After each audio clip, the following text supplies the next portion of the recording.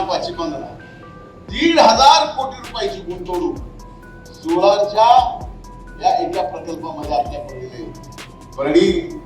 परळीच्या संदर्भातला विकास त्यांची ब्लूप्रिंट आम्हा सर्वांच्या कुठल्या गोष्टीचं काढायचं लगेच नाही. म्हणून घरकुलाच्या बाबतीतही आम्ही कमी पडणार नाही आणि व्यक्तिगत लाभाच्या ज्या नगरपालिकेच्या म्हणजे केंद्र आणि राज्य सरकारच्या योजना ज्या नगरपालिका राबवते त्यात आम्ही कुणीही कमी पडणार नाही.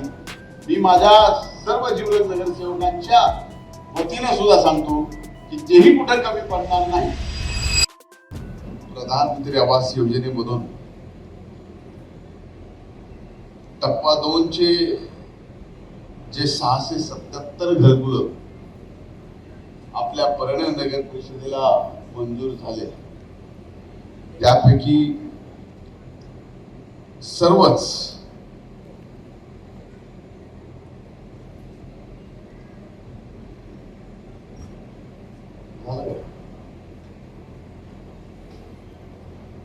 प्रत्येक लाभार्थ्याला 1 लाख रुपये देण्याचा हा कार्यक्रम या ठिकाणी आयोजित केला.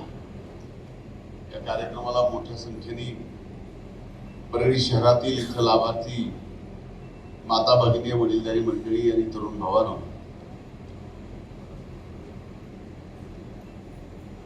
आणि पत्रकार मित्रांनो, मला अभिमान वाटतोय ज्या वेळेस पासून ही नगर परिषदेचं कामकाज आम्ही पाहतोय 17, 18, 18, 19, 19, 20, 21, 22, 22, 23, 23, 24 3,000 घरकुल आपण या परळी नगरीमध्ये या दरम्यानच्या काळात दिली आणि आता 25-26 मध्ये पहिलाच टप्पा आहे. याच्यात 677 घरकुल या ठिकाणी मंजूर झालेले आहेत आणि त्याचा 1 लाख रुपयाचा चेक आपल्याला या ठिकाणी देण्यात आला.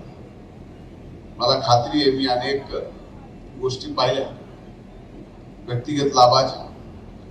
ज्यावेळेस व्यक्तिगत लाभाचा इतर घरकुल सोडून निधी आला की तो निधी दुसरीकडे जातो. पण प्रधानमंत्री आवास योजना असेल किंवा रमाई आवास योजना असेल या योजनेतला 1 रुपयाही तो लाभार्थी दुसरीकडे कुठेही लावत नाही, स्वतःच घरच बांधतो. हे मात्र आपल्या परळी शहरामध्ये आम्ही पावलावर पाहिलं. आज या परिस्थितीत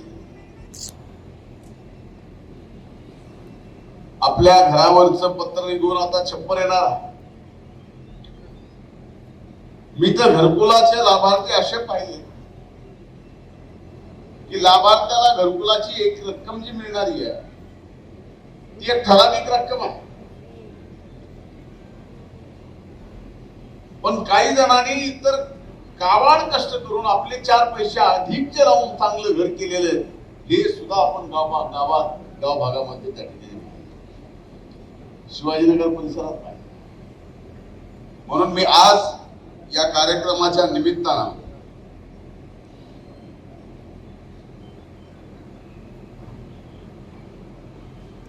एक शब्द देतोय की या वर्षी 677 हे फायनल आकडा नाही. हा आकडा सुद्धा आपण जवळजवळ 1500 पर्यंत घेऊन जाऊ एवढं कष्ट सुद्धा आपल्याला इथे जे लोकप्रतिनिधी निवडून दिलेत आणि निवडून दिलेल्यातून जे नगरसेवक म्हणून बसले या सगळ्यांनी काळजी घ्या की आपल्या परळी शहरात एकही घरकुलाचा लाभार्थी घरकुलाच्या लाभापासून वंचित झाला नाही पाहिजे. याची जिम्मेदारी सर्व नगरसेवक, सभापती, नगराध्यक्ष. त्यामुळे इथं हायगाई करून जमणार नाही. एखादा जरी लाभार्थी तुमच्या तावडीतून सुटून आमच्यापर्यंत आला आणि सांगितलं की आम्हाला घरकुल द्यायला मदत झाली नाही, तर मात्र ती बरोबर होणार. तिसरी महत्वाची गोष्ट, निवडणूक होऊन 2.5-3 महिने झालेत. निवडून आलेला वाटतं मी माझ्या या सगळ्या ताकदीवर निवडून आलोय, आणि जो पडलाय त्याला वाटतं की ज्याला मी लाभ दिलाय त्यांनी मला मतदान केलं म्हणून पडलं. याचा अर्थ एवढाच आहे की एकदा काय निवडून तुम्ही आलात की तुमचे मतदार तुम्हाला मत दिलेले फक्त, बाकी सगळं वाऱ्यावर सोडून द्यायचं असं करून जमत नाही. ज्या वेळेस तुम्ही निवडून आलात त्यावेळेस तुम्ही प्रभागातल्या संपूर्ण लोकसंख्येचे प्रतिनिधी आहात. संपूर्ण लोकसंख्येची कामाची जबाबदारी तुमच्यावर पडणार आहे. तिथं मात्र भेदभाव आपण करू नका, एवढीच हात जोडून कळकळीची विनंती आहे. कारण माझ्यासारखा माणूस ज्यावेळेस लोकप्रतिनिधी म्हणून निवडून येतो, निवडून आल्यानंतर कधी जात पात धर्म काही पाहत नाही. जे येईल तो आपला आहे, भले त्यांनी काल आपल्याला शिव्या दिलेल्या असतील, आणि आज जर आपल्याकडे काम घेऊन आला आणि ते काम आपल्याला करायचं कर्तव्य जर भगवंताने दिलं असेल तर ते कर्तव्य आपल्याला पारच पाडावं लागेल. नाही पाडलं तर भगवंताचा अपमान असतो. ही काळजी आपण सर्वांनी घ्या. राजा बस कर रे, 30 वर्ष दिल्या का बदललंच नाही शकत.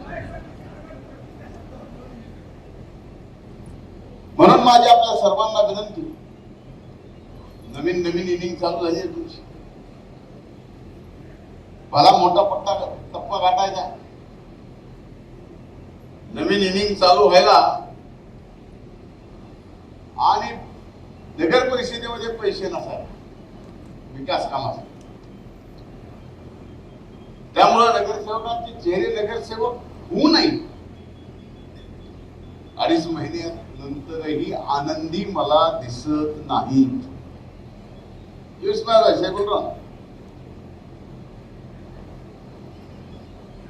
आज ही वस्तुस्थिती आहे की नगर परिषदेमध्ये पैसे, पण उद्या ही वस्तुस्थिती राहणार नाही.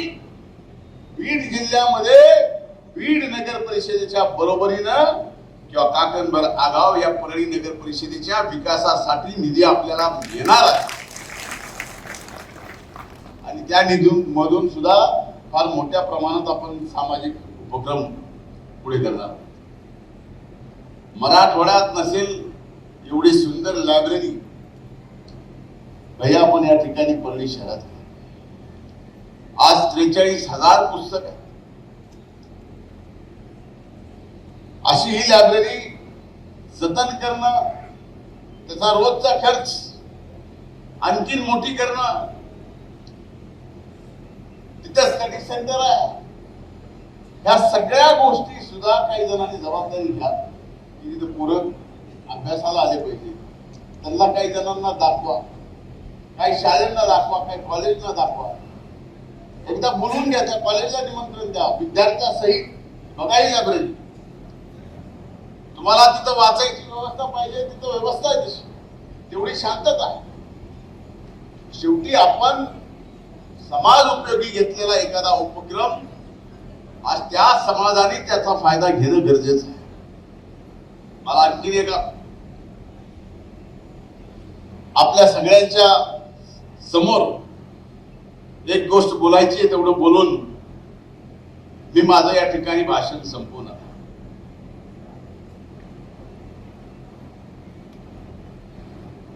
ज्या वेळेस नगरपालिकेच्या निवडणुका चालू होत्या,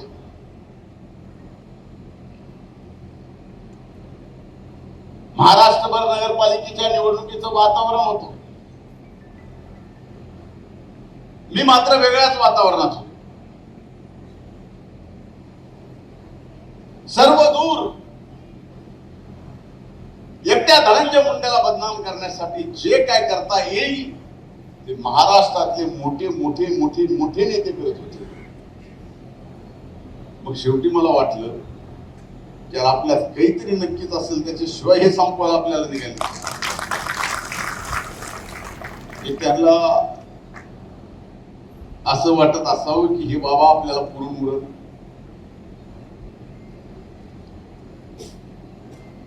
तशा परिस्थितीत एवढं वातावरण social media, electronic media, print media, युट्यूबचे चॅनल एवढं भान केलं. तशा परिस्थितीत सुद्धा या परळीच्या मायबाप जनतेने महायुतीच्या माग भरभक्कम पाठिंबा दिला आणि ऐतिहासिक विजय या ठिकाणी मिळवून दिला. नगराध्यक्ष पदाचे आपले विजयी उमेदवार ज्यांनी आपल्या नावाने बाजीराव भैयाला पद्मश्री दिलेली,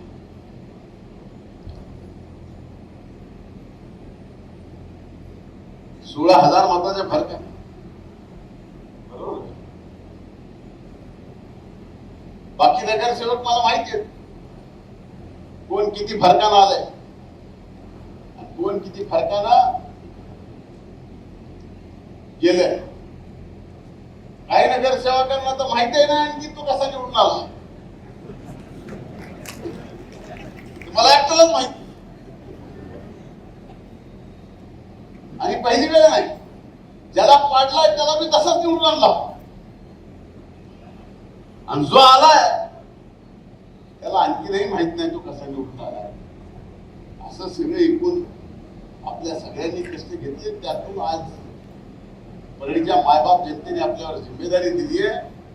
ही जिम्मेदारी आपल्याला अतिशय यशस्वीपणे पार पाडायची आहे.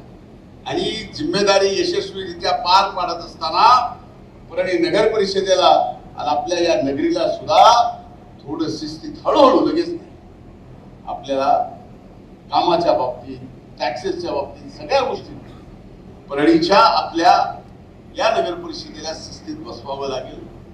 तर पुढे चालून मोठ्या मोठ्या योजना या ठिकाणी येतील.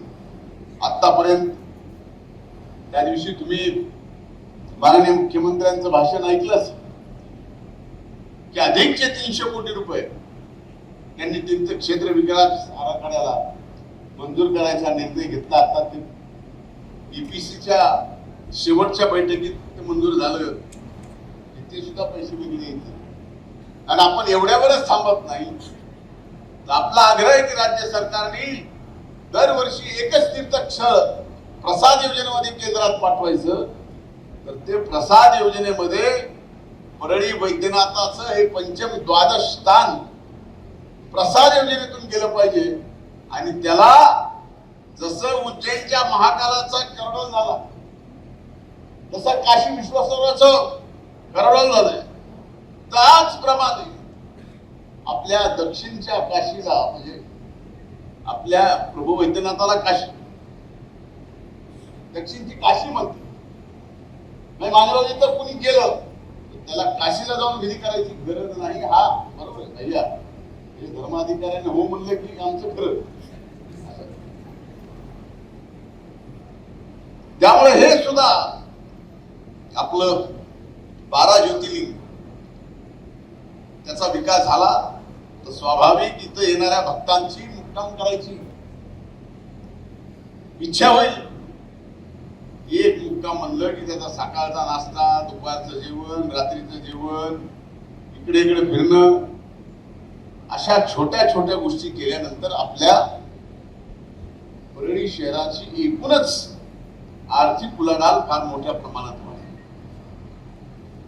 हे करत असताना त्यांनी 50 मेगावॅटचा सोलारचा प्रकल्प सुद्धा परळीला दिला. आणि तो फक्त 50 मेगावॅटचा नाही, तर पुढच्या 3 महिन्यात ते आणखीन 300 मेगावॅटचा प्रकल्प आपल्या या परळी शहरामध्ये राज्य सरकार देणार आहे. राज्याचे मुख्यमंत्री, उपमुख्यमंत्री देणार आहेत. समोर एक गोष्ट बोलायची आहे, तेवढं बोलून मी माझं या ठिकाणी भाषण संपवणार.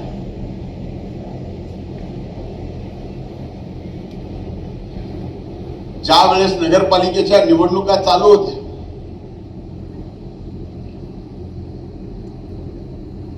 महाराष्ट्रभर नगरपालिकेच्या निवडणुकीचं वातावरण होतं. मी मात्र वेगळ्याच वातावरणात होतो. सर्व दूर एकट्या धनंजय मुंडेला बदनाम करण्यासाठी जे काय करता येईल ते महाराष्ट्रातले मोठे मोठे मोठे मोठे नेते करत होते. मग शेवटी मला वाटलं की आपल्यात काहीतरी नक्कीच असेल, त्याच्याशिवाय हे संपवायला आपल्याला निघाले. त्यांना असं वाटत असावं की हे बाबा आपल्याला पुरून उरत.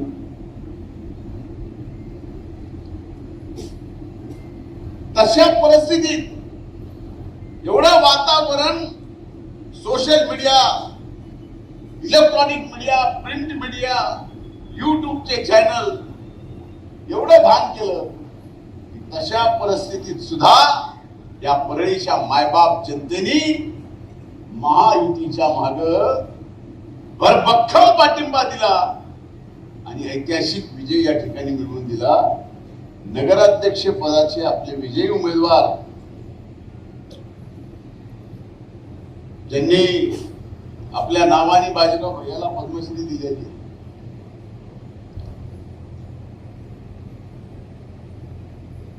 16,000 मताच्या फरक, बरोबर.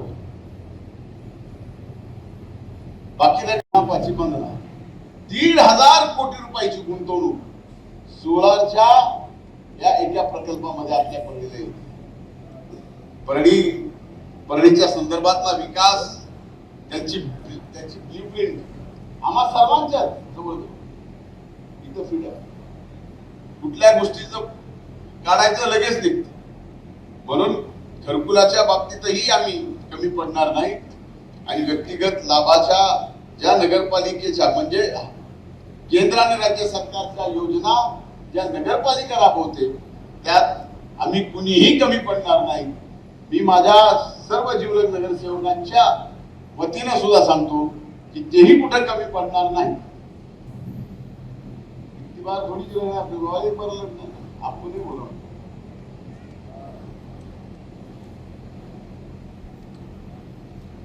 म्हणून हे सुद्धा जबाबदारीपूर्वक काम करतील. आपण पण सहकार्य करा एवढीच कळकळीची विनंती करतो. इथंच थांबतो आणि पुन्हा एकदा मी आपले याच्यासाठी आभार मानतो की या सर्वांना तुम्ही भरघोस मतानं विजयी केलंय. याचे उपकार मी माझ्या अंगावरच्या कातळ्याची जोडी करून जरी तुम्हाला घातली तर भेटू शकत नाही, त्याची मला जाणीव आहे. म्हणूनच शेवटच्या श्वासापर्यंत या परळीच्या मातीतल्या प्रत्येक माणसाची पद असो नसो कायम सेवा करत राहायची एवढंच एक ध्येय घेऊन मी या ठिकाणी आता उतरलोय. एवढं आपण लक्षात ठेवा. खूप खूप धन्यवाद. जय हिंद.